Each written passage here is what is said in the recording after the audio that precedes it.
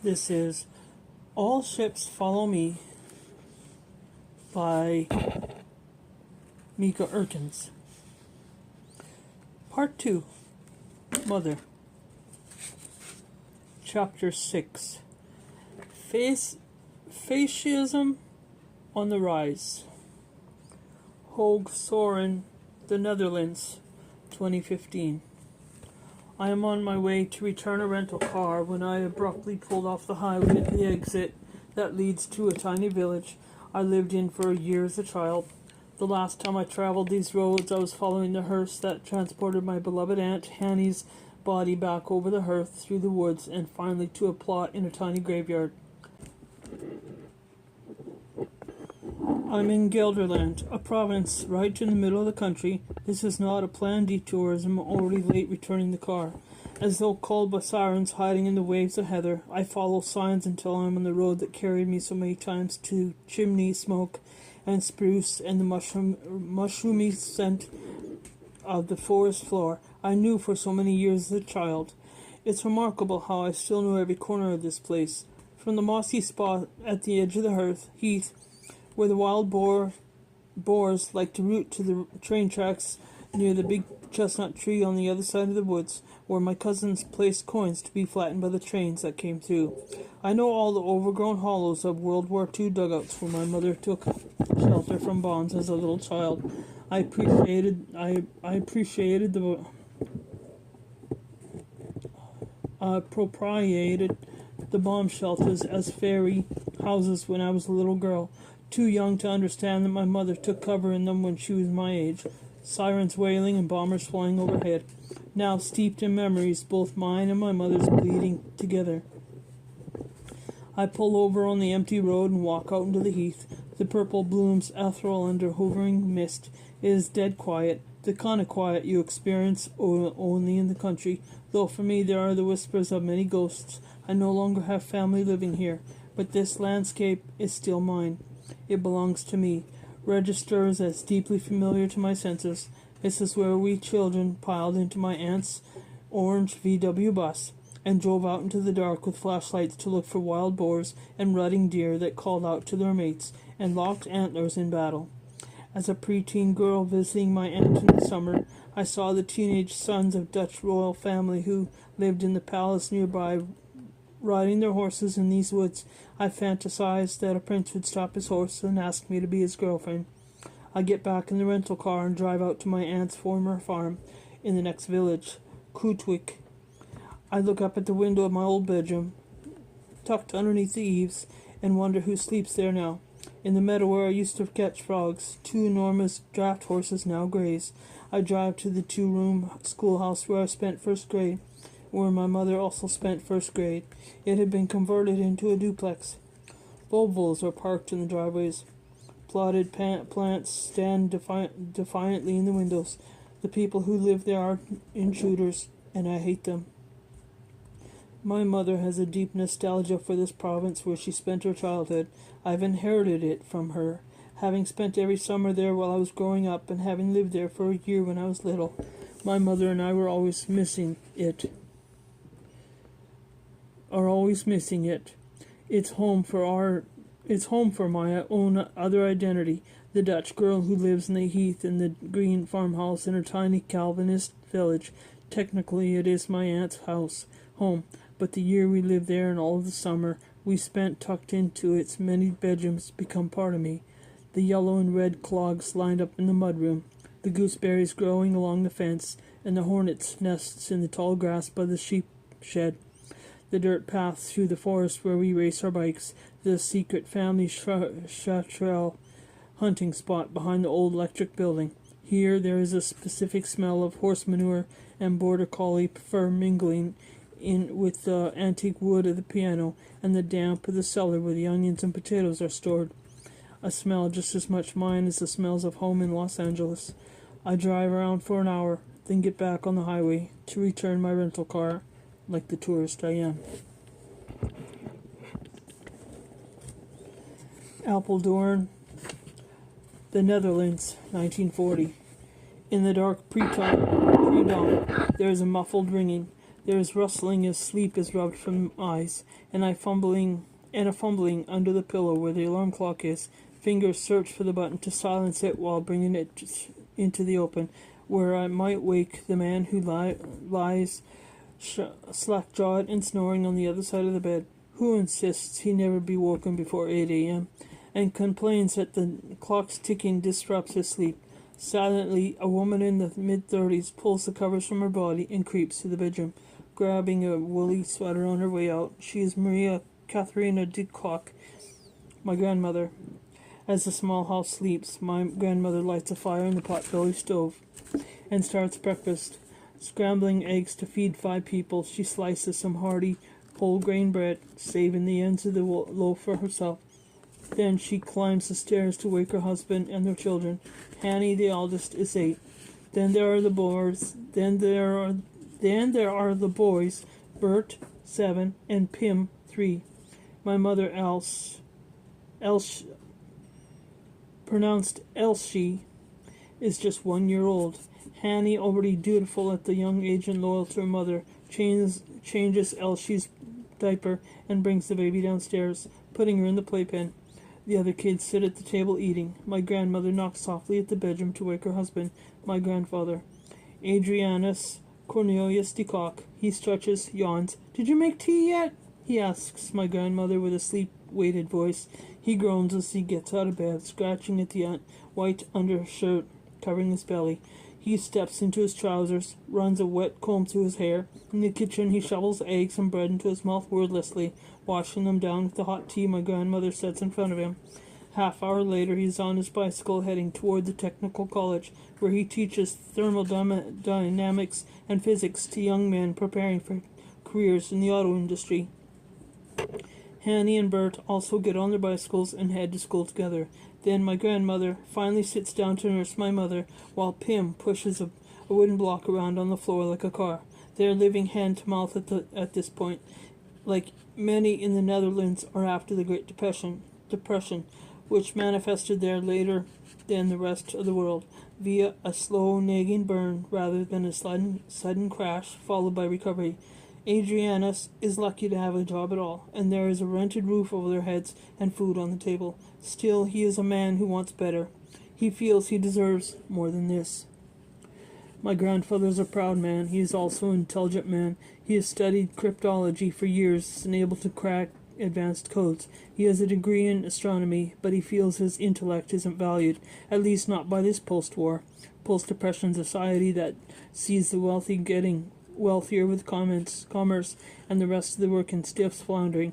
He makes this low-wage teaching for the technical college at Alperdorn, something he feels should be compensated in equal measure to other occupations acquiring a degree. Has it always been this way for educators? I imagine my grandfather standing before his class of aspiring auto mechanics, trying to teach them physics. He speaks at a level beyond them and becomes frustrated when they don't understand.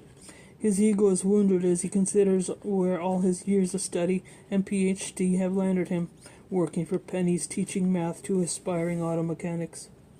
That ego, combined with his circumstances, makes my grandfather vulnerable to the messaging of National Socialism percolating at that time. The National Socialist Party in the Netherlands is the National Socialistische Beweging, or the NSB, established in 1931 by Anton Mercier to address the very issues that gnaw at my grandfather's sense of injustice. The party appeals to an idealist contingent of the population, including some Dutch Jews, but they all have in common is the feeling that the government has abandoned them in favor of the wealthy classes who run Dutch society. In fact, civil servants are prohibited from joining the party. This is a party ostensibly for the people, anti-establishment, though it definitely does not oppose democracy. The NSB favors a strong authoritarian ruler to distribute the country's wealth equitably, and the abolishment of voters' rights, in the belief that if people are allowed to vote for politicians, competition and greed will inevitably get in the way of self-discipline and equality. 1933, the NSB holds its first meetings. My grandfather is a member from that year forward. 1935, after the Great Depression, has seen many people lose almost everything while others profit enormously. The NSB wins its first seats in Parliament and begins to gain traction with its A New Netherlands in a New Europe nationalist message. The members focused on dismantling the wealthy ruling class, and in the first years they espoused non-violence and strategic positioning as tactics to gain power within the existing government. For a man like my grandfather who feels himself slighted and that his talents are overlooked in a hierarchical class system that values only commerce and not intellect, a proud man who thinks the existing system is run by idiots. The NSB's message is irresistible. The movement preaches the country's interests over group interests, and group interests over individual interests. The National Socialists advocate for a strong leader who will make decisions that ostensibly benefit the whole country rather than the few, and for an economy focused on equal distribution of labor and wealth. In order to achieve this, they claim it is necessary to revoke the voting rights of the country's citizens. I suppose that to my grandfather it must have seemed more important to be granted the promise of a fair and equal system that would punish the corrupt and knock the wealthy off their gilded pedestals than to have their voting rights guaranteed. But those who support fascism usually fail to recognize that they are supporting fascism until it is too late, and realize that they'd be waiting for the promised reward from snake oil salesmen. At that point, does not naivety become negligence?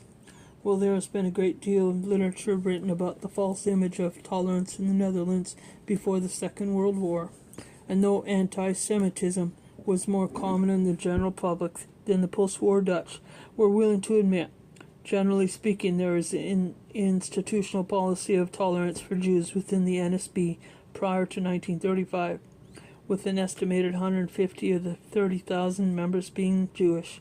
In 1933, in a retort to anti-Semitic party members, Anton Mussert specifically addresses the NSB's Jewish members, stating, "You have to have your place in our ranks with full conviction.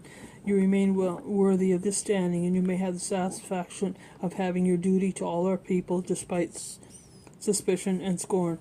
He further states that the Israelites are just as welcome as other people in the party, and insists that National Socialism in the Netherlands does not have to be or become anti-Semitic, because here in the Netherlands there are Jews who are wholeheartedly committed to the well-being of the Jewish nation, because they help form one separable whole and wish to continue doing so.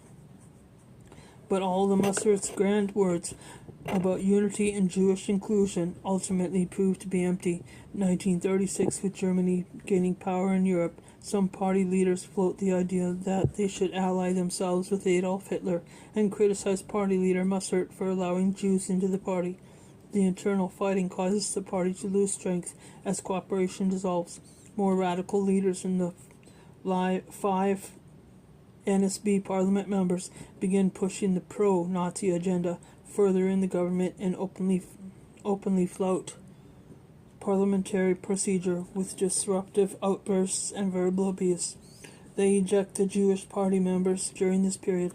Later, when the Nazis begin to deport Dutch Jews, the more prominent NSB Jews, who belong to the group of 64 so-called Mussert Jews, are sheltered by Mussert and sent to live at a Villa Buschina, a rectory at Dotincham.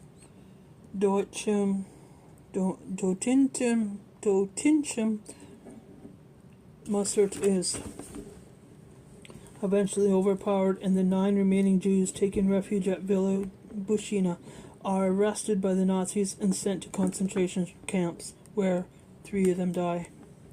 I don't know why my grandfather didn't leave the party between 1936 and 1937, as it become clear that the NSB was descending into fascism with increasingly anti-Semitic and pro-Nazi rhetoric. However, there are clues that my grandfather was unhappy with the party and made attempts to distance himself and perhaps even leave the party when the NSB became more aggressive and the general population turned against members. In my research of this dossier at the National Archives, I found a letter addressed to him, dated January 1939, from Musser himself. Comrade, thank you for your letter on the 9th of this month. Of course, your number remains permanently assigned to you. Those who are being terrorized shall soon be able to continue to bear their share of responsibility to the cause within a new system. Thank you for everything you have done for movement. It is my assertion that you will never be able to renounce your National Socialist membership. The leader, Anton Mussert.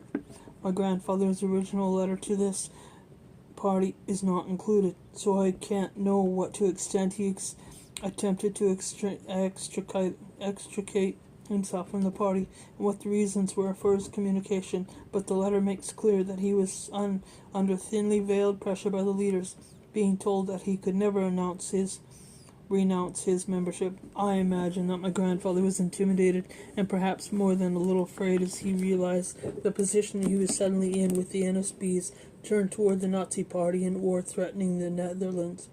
Leave the protection of the party and become their target, even as the anti-NSB community shunned him, thereby becoming persona non grata to both sides, or stay with the party that should shield him as it gained power, as a political climate that was escalating towards war. He had 4 children. He argued with his brother-in-law Jan, a police officer who disagreed with the NSB.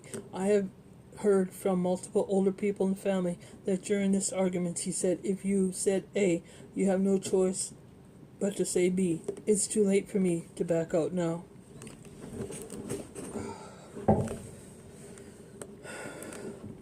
According to all sources, my grandmother has no time for politics. My grandfather drags her to one meeting at the urging of party leaders who want families to be dedicated to their cause, and she signs the form they push under her nose. In the archives, I find political posters for their campaign to involve women and wives of members. The woman who thinks also votes NSB, but my grandmother is not interested in politics or the nationalist nonsense. She never returns to a party meeting, nor does she vote in any elections. She has floors to mop and meals to cook, scarves and gloves to knit, hems to sew, tablecloths to scrub clean, fights between children to referee. In October 1939, my mother is born into this household, whereas the images of my father's family in Indonesia have a formal Protestant stiffness to them, coupled with the formality of upper-class white colonial privilege. The black and white photos of my mother's family depict the casual familiarity of the lower middle class. The lounge lakeside on a picnic, their bikes laying in the grass next to them. My 2-year-old mother stands at the water's edge in a hand-knitted bathing suit, her belly round, her dark brown eyes serious even at that age. This is an easiness at how they interact with their environment in these photos. When I am growing up, there is a photo of my grandmother that hangs in the hallway in our home. In Los Angeles, she is in the woods searching for wild blueberries, foraging for blueberries and other wild edibles in a family activity that is carried on into my generation. A tradition passed down from my mother's family, a clan deeply involved with nature and place. The other kids join the Padimveri Trail Seekers. I may have said that wrong. The Dutch version of the Boy and Girl Scouts. As teenagers, they all join the NJN, the Netherlands Youth League for Nature Studies.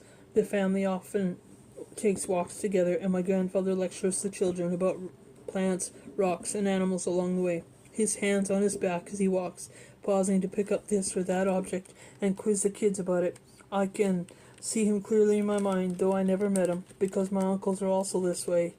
Boletus idolis, he says, holding up a specimen. Now, how do we know this is a king bullet and not Theopolis Phalius? Whoever can answer first gets butter on the bread tonight. Unlike my father's family, my mother's family is not religious. My mother's father is an astronomer, eyes pointed skyward into the ether.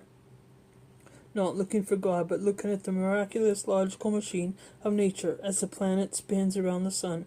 Nature is sacred in my mother's family and continues to do so. With almost all of the children, oh yeah, I gotta flip a few pages.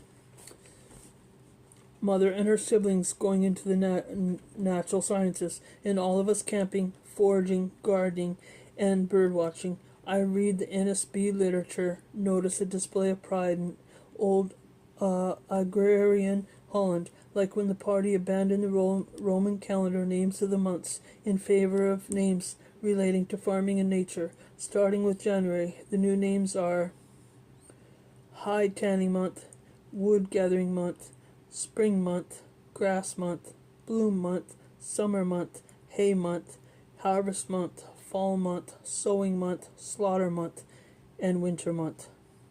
I sometimes wonder if my grandfather was attracted to the NSB because of the strange echo of paganism in the movement that honors our agricultural traditions and man's relation with the land. For my grandfather, nature can be trusted. It is an ordered, reliable, and predictable system. The party he pledged his alliance to, however, was far less trustworthy. And there are a bunch of pictures here. Top left to right, Eerkens family on front steps in Bengkulu, Sumatra. Aunt Jo holding Georgie, grandfather Joseph Eerkens Sr., Aunt Sore from Fenike, I might pronounce that wrong, grandmother Elizabeth holding Chefs Jr., 1935. Another photo, Dorji and Sheffy playing with a baby tiger, Bengkulu, Sumatra, circa 1933. Another photo at the bottom, grandmother Elizabeth, students with family in front, left to right, Fenike, Sheffy, and Jordy at graduation prior to family's departure from Bengkulu, in 1936, courtesy of Collection Topen Museum, National Museum of World Cultures, Creative Commons License 3.0. Next page. The family around the car, circa 1937. Second picture, Sheffy and baby brother Kize, Samaring, 1938. Picture on the bottom, swimming in Old Tajandi, circa 1938. Next page. Picture at the right. Aunt, picture on the top. Aunt Jo visits the Eerkens family in Semmering, 1938. Picture in the middle. Eerkens kids with babysitter Ellie, 1938. Bottom photo. Fenike, Dorji, grandmother Elizabeth, behind Sheffy and neighbor Fidel, circa 1938. Next page. Grandfather Joseph Eerkens Sr. and his children Semmering, circa 1938. Middle photo. Tropical Eerkens children eating mangoes, left to right. Kise, Jordy, Fenike, Sheffy, Madian, circa 1938. 9. Bottom photo. Grandfather Joseph Eerkens Sr. rowing a boat on Lake Saragan with children, circa 1940. Next page. Cousin left. Cousin Keys arrives in April 1941 from Bolivia to go to school. Less than a year later, he will be interned in Camp Leprosary with the rest of the family, and then Camp Bangkong men's camp with Sheffy Wright. Middle photo, left to right. Sheffy, Cousin Keys, Fenike, Jordy, Madian, circa 1941. Bottom photo, Eerkens family home in Jinlufan 49 in Madian, 1941. When the Japanese invade a year later, the officers will occupy this home. Next page. Grandfather Joseph Eerkens tin cup for his daily rations of food in the camp. Medium apple for scale. Middle photo. Rare photograph from inside the internment camps. Women on kitchen duty cooking rice in a giant cauldron open flames in Camp Laceri, courtesy of Valentine Schreiber, Creative Commons License 3.0. Bottom photo. School buildings and refugee camp Kandy after the war as families fled Indonesia with the help of the Red Cross during the Bursiep Civil War, Sri Lanka. The Eerkens family stayed there approximately 5 months before being repatriated to the Netherlands in April 1946. Top photo. Eerkens family back in the Netherlands. FD circa 1948. Bottom photo. Sheffy in the Aeronautics Club, the Netherlands, circa 1948. Next photo page. Sheffy and new friend on the Edam heading to New York, September 5th, 1950. Next photo. Sheffy visits the grave of Aunt Lien in Kalibating Memorial Cemetery in Semarang, Java, in 2015. Aunt Lien, a close friend of the family, died in the Lempensaari camp at age 36. Bottom photo. Sheffy visits his former men's prison camp, Bangkok, for the first time in 70 years. The facility is now a school and beautifully landscaped and maintained. Semarang, Java, 2015. End of 6.